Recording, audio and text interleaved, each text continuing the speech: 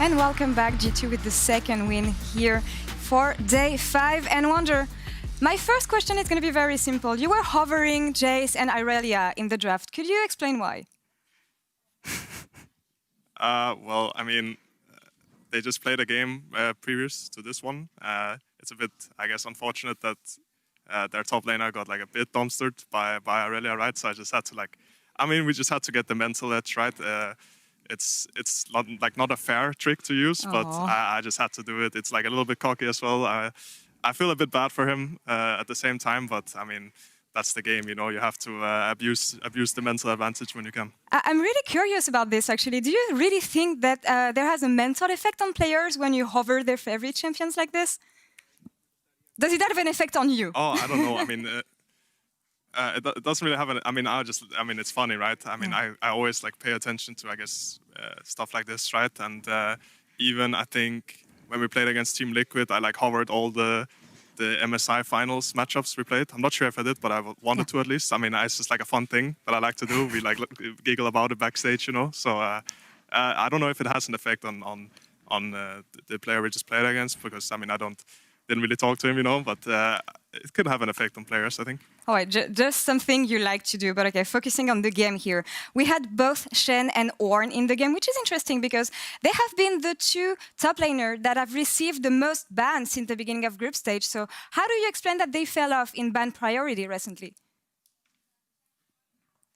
I mean, I think he just likes playing Ornn, right? And he's comfortable in any matchup. So they left Shen open, which I think is a fine matchup into it. There's other champs you could play, but I think with our first couple of picks, I think Shen kind of matched it well. I don't think I played very well though. I mean, they also had some help, I guess, coming topside, so help him actually lane. But I should for sure have done way better in lane and just in the game in general. And then I think I could have probably taken over the game with this pick. But luckily, I guess our Lucian was really fat and he did the carrying instead. So. Yeah, Cavs played really well here, but focusing on G2 a bit more, you have a very low dragon rate here at World so far. So how much do you rely on team fights to get you out of tricky situations?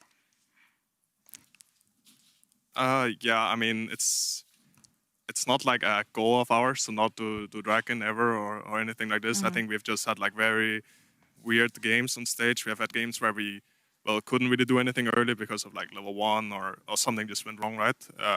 Then we also had games where I guess we had just had a different game plan, because it's not like we want to do Drake that much with Lilia jungle, for example. It's not the best at doing Drake solo, and all our lanes were very just a lot was happening this game, so we didn't really have time. Maybe we had time to do Drake at some points, but we didn't really I guess look for it as much, as opposed to just trying to snowball our advantage, I think, which we did decently well this game. All right, well, you have one last game at the end of the day. What can we expect from G2 and also from you for this one?